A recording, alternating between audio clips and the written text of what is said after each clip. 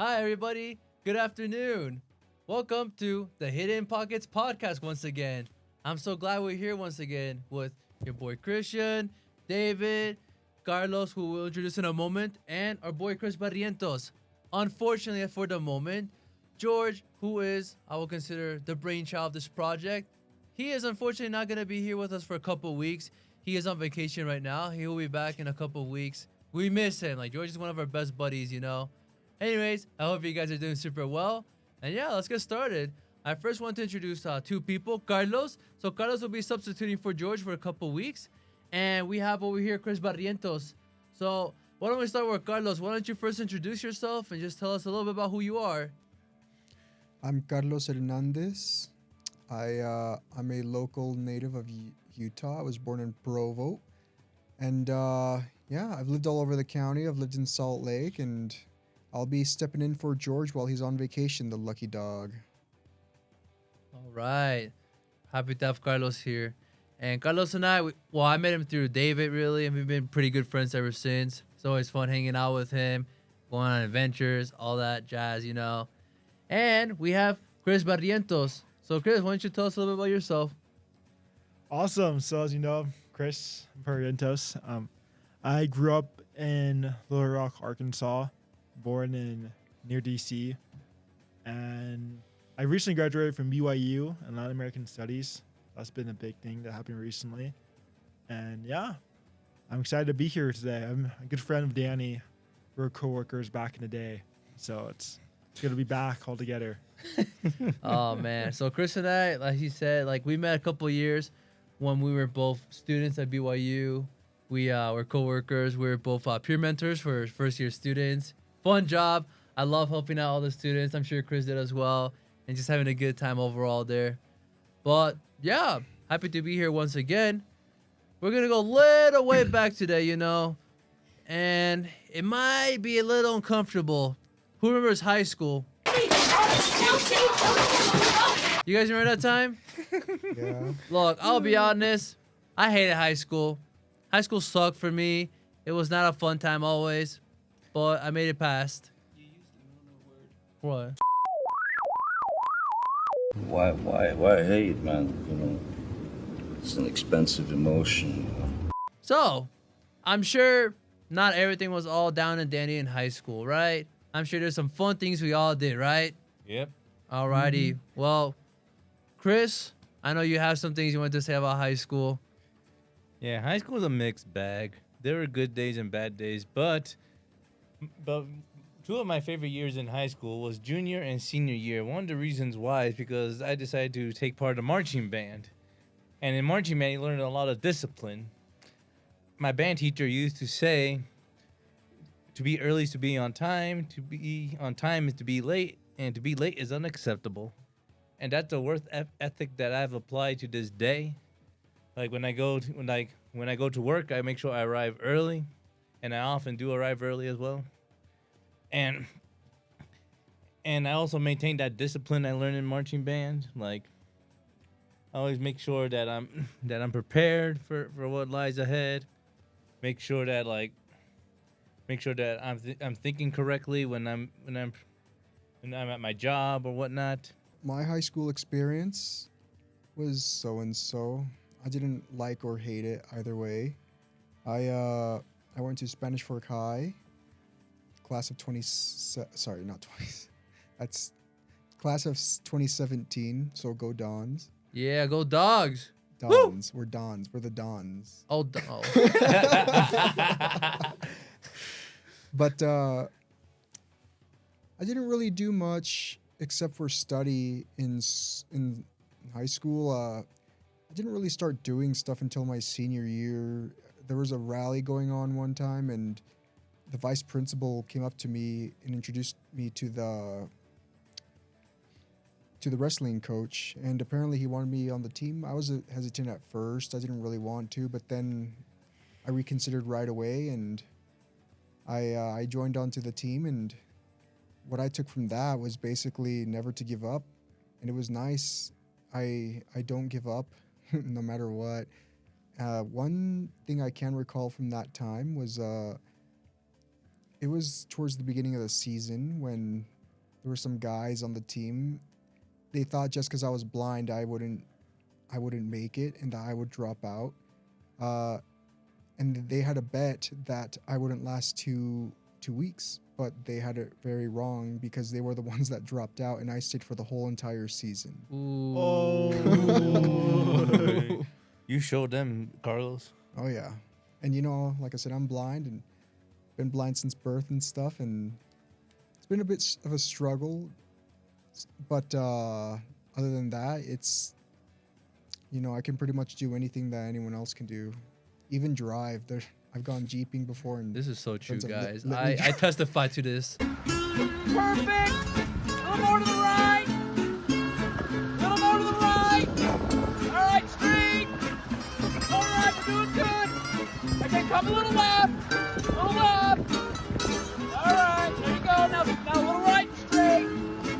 Perfect. All right, you got it. Straight ahead.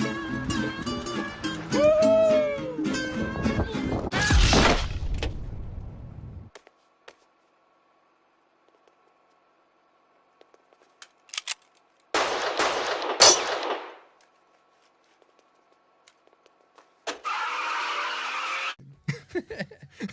Carlos, you definitely see more than some people I know. Oh, I agree. Amen. Wild. I remember in my high school. Oh, so you guys know like how in senior year they have you like do some kind of quote or whatever that they put under your picture in the yearbook and all that. Oh yeah. So mine was, I don't need sight to see. That was pretty much it. Let's go. How about you, Chris? How was your Crazy. high school?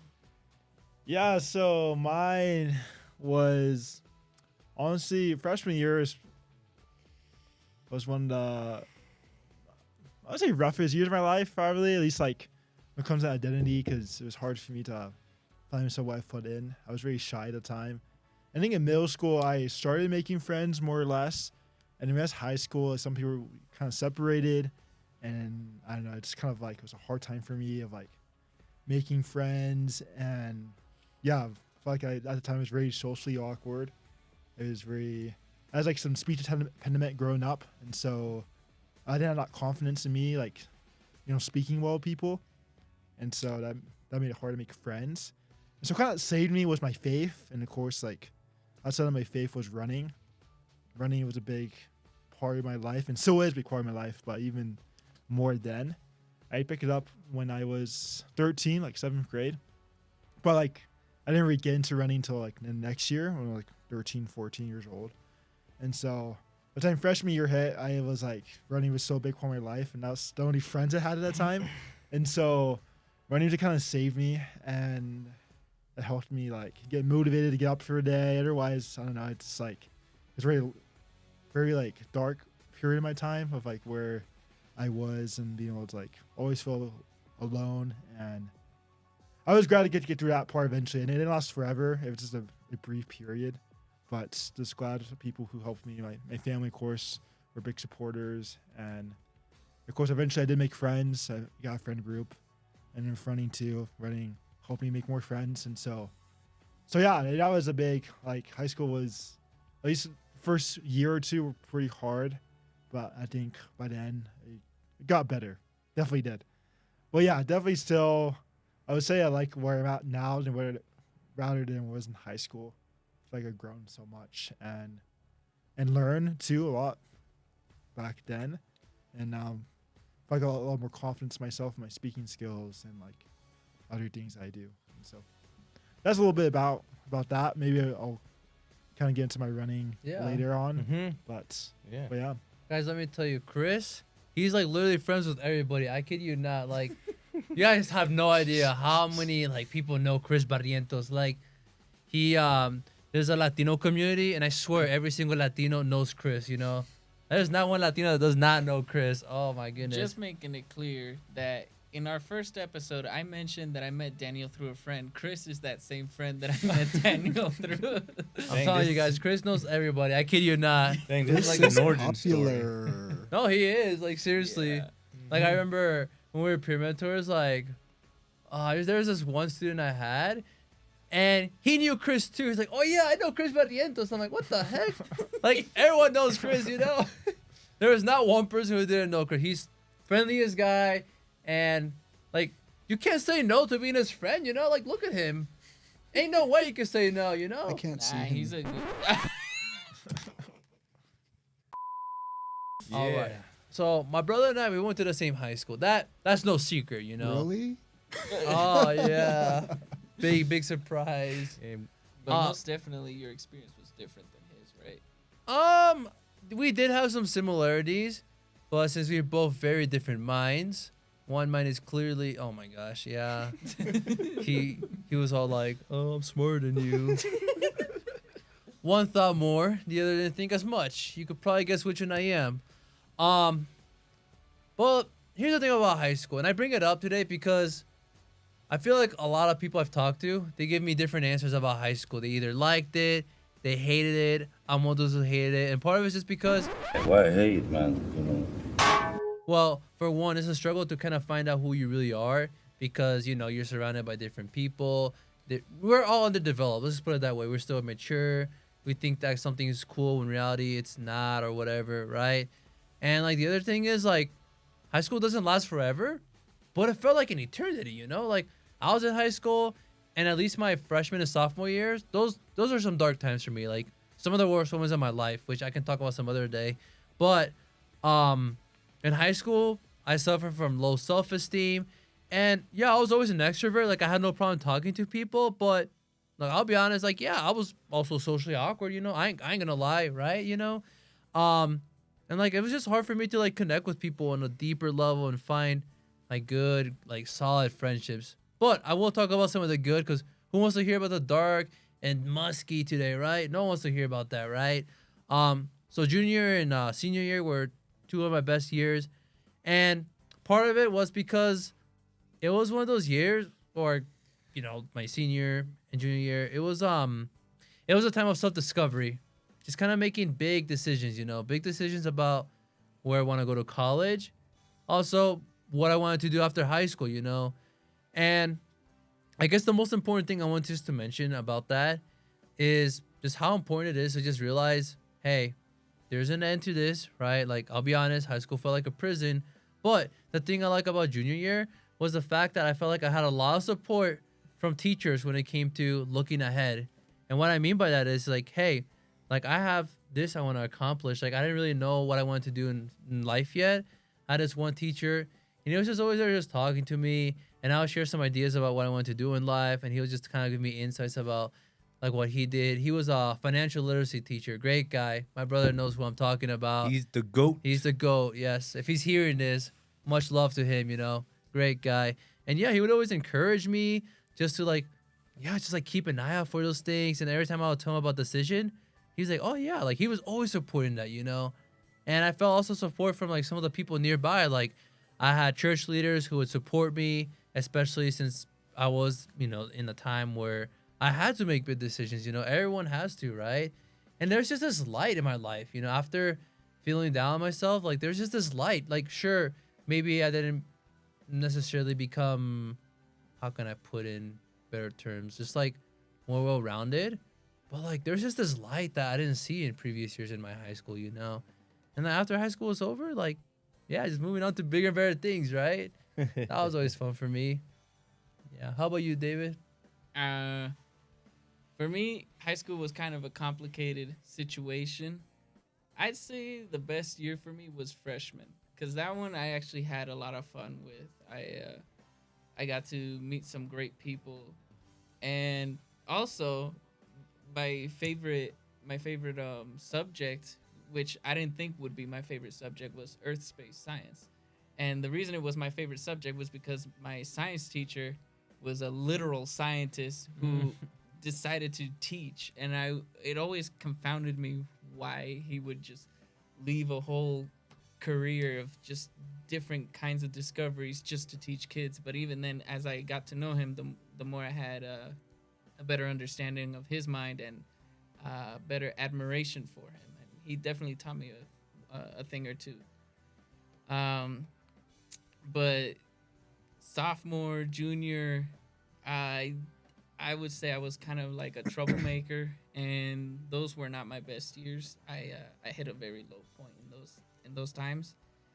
But it got even worse with my senior year, which my senior year I came to Utah and I thought my senior year would be better, but it actually wasn't. Everybody was just so mean to me for no reason.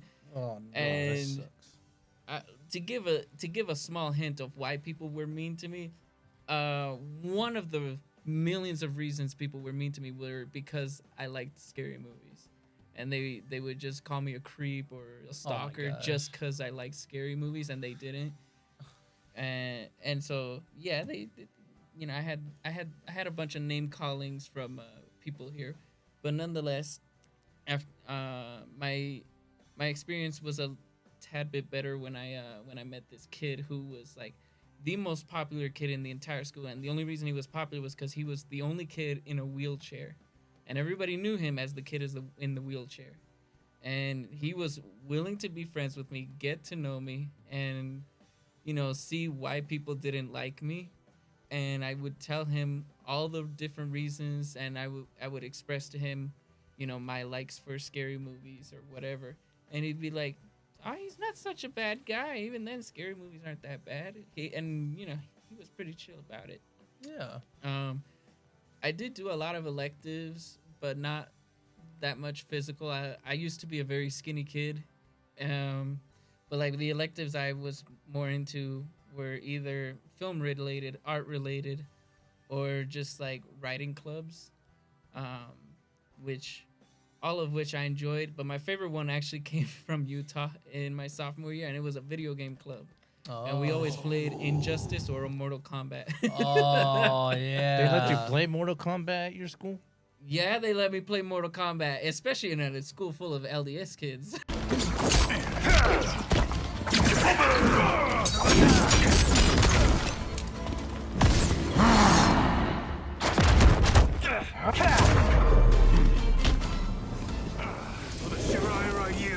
Round 2.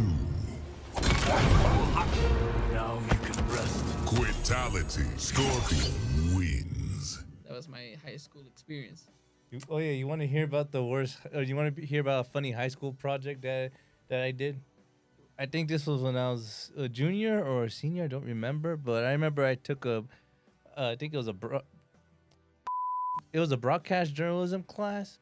Again, very loosely broadcast journalism because there wasn't much journalism. It was more broadcast. But I think it might have had another name too, but I can't think of it from the top of my head. But I remember that our teacher wanted us to reenact a scene from a famous movie. And so the scene me and my buddy decided to reenact was the scene in Star Wars where Obi-Wan introduces Luke to his dad's lightsaber and whatnot. But when we did it, it was like the most poorly acted scene of all time. Like all of us were stoic. Like I played the role of Obi-Wan, and I was literally just like, so Luke, here's your lightsaber. Not like that, but I was like very stoic about it because there's no way I would replicate there's no way I would replicate the brilliant acting in that movie. If anything, I acted like Hayden Christensen. Oh. Dang. But I remember my buddy played C-3PO because C-3PO, the only thing he does is that Luke turns him off. When he did that, he was just literally like this, and then he was like this for the whole video. He did nothing. But yep, and we actually finished our project, and this was like before the Christmas break. This was before Christmas break. We finished it like way ahead of the ladies, who I forgot what they're doing, but it took them till the new year to finish up their project. But yeah, that was the worst. That was our funniest project. But speaking of amazing projects, and definitely some that are better than mine, Chris Barrientos has definitely been involved with some great projects and has some great stories to share with us. Yeah, I know where to start, honestly. I could, I mentioned running, so I can start with running because that's been a big part of my life. So as I mentioned, we're going to talk about our high school experience, I started running since I was 13 years old, and I didn't really get to running until a year after that, like because it wasn't until I ran my first half marathon, because my sisters, I have two older sisters, Paula and Melissa, and they both wanted they wanted to do a half marathon together in Nashville, Tennessee, and so I decided to go with them and do it. It's like, why not? You know, I think it'll be fun. Never done a half marathon ever, and like I was only 13 at the time, and so we did it. And before that, I didn't do much training. I just at the time I was in track in middle school, but so besides that, I wouldn't do much more, and so it was just like a thing on the side. But when I got to race, I ended up surprising my sister, surprising myself, because they ended up finishing the half marathon. I think it was 1:45. And I finished, I think, minutes before both of my sisters, 10 minutes or something. And so I surprised them that I was ahead of them. And they were behind me. So after that, I was like, whoa, I like the feeling in the atmosphere of the running community. And I decided to pursue it more. And after that summer, I started training more and started being more recognized by my achievements in running, my 8th grade year. And then since then, I've been big into running. It's honestly my first passion in life, and I still do in college. I was wanting to make D1 in college, but I chose to go to BYU here in Provo, and was not fast enough to make the team, but I still wanted to run. So I found a community called BYU Running Club out here, the farm team, and I've been doing the running club for the past 4 years. Now that I'm graduated, won't be joining them anymore, but still, wherever I go, I'm always going to find a running community. It's always a big part of my life. It's something that keeps me going, makes me happy. It's I know, it's something that I just lose time doing it. I just make time for it. Even the busiest days during these past 4 years in college, there were days I had so many exams to do, and I know there's days that's so much to do, but I just made time to run. I know, I just made time for it. If I always make time to run, unless it was my planned breaks, because I'll always have planned breaks after a big season, because I think it's good to recover your legs and body. And so, besides that, though, most days I would make time to run, and so this is a big part of my life, and I think it always will be, because it keeps me having goals, keeps me unsatisfied. I always want to bring my mile time down, my half marathon time down, my marathon time down. I know, I just want to keep getting faster, it's addiction. But yeah, it's just a big part of me. And so I say running is a big part of me, and I know what else I could say besides that. I can go into more stuff, but I like that. So this guy over here, let me tell you something actually that happened. So I remember you did your first marathon a couple years ago. Yeah. And that was quite an experience, huh? Yeah, I can get to that if you guys want to hear it, but yeah, and that's a cool experience itself. I just remember, yeah, it's wild. You remember that day you came into work? You're like, oh, Daniel, my legs. I remember, I think. Yeah, man. Yeah. I remember that. You're like, it's almost like you're crippled. I was basically crippled. I overexhausted my body that day. I wasn't supposed to finish the race, I think, but I did.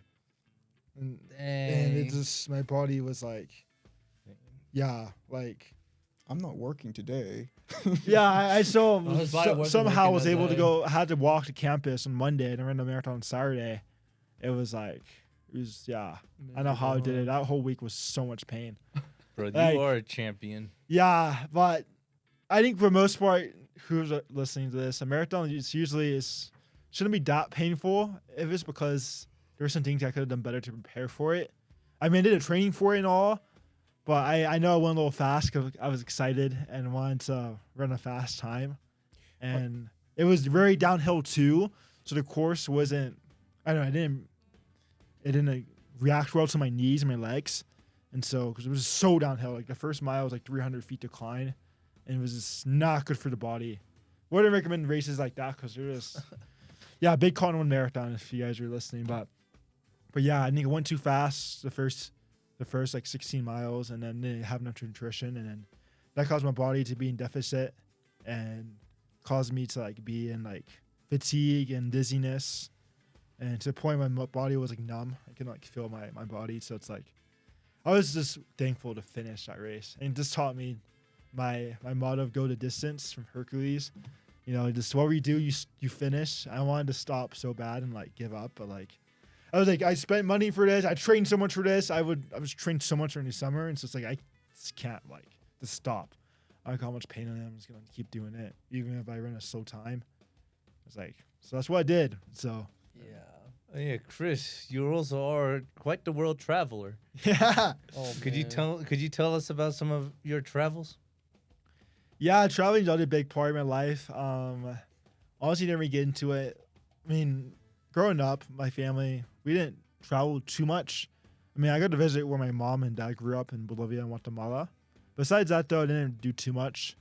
But I didn't really like love like, oh, I want to travel until like right before I graduated high school. I got to go to Bolivia again with my mom, visit my grandma, and we went to visit a salt flats called Solar de Uni. It's the largest salt flats in the whole entire world. And I don't know, going that and seeing these great things that God created for us, it's like, whoa, I want to see more of this in the different countries, you know? And like, it got me curious about different things. And so after I got back from doing a full-time service mission for my church, I just got into traveling a lot and went to different countries. I think so far, I don't know, 14 countries. Sheesh.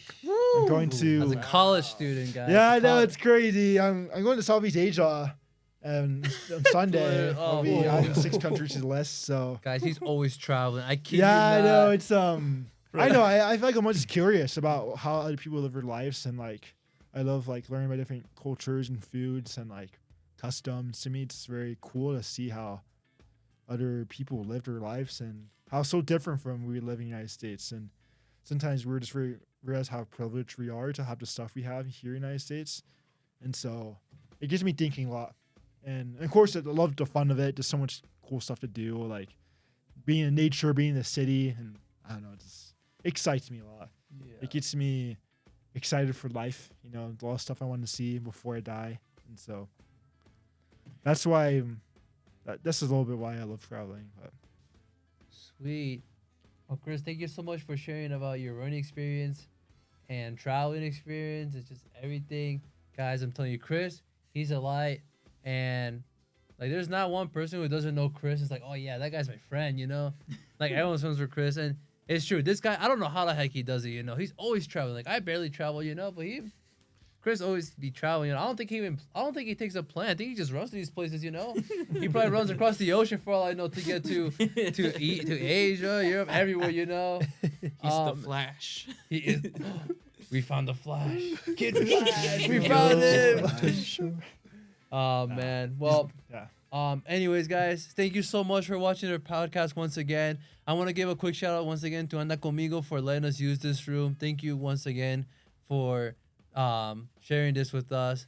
And yeah, guys, if you have any questions or any topics that you want us to tackle, just let us know. We're very open and we're happy to talk about anything, guys. Anyways, hidden pockets for you guys. Stay tuned. See ya. See you later, alligator. yeah. Hashtag go the distance. Hasta luego. Yes, sir. Go the distance. Woo!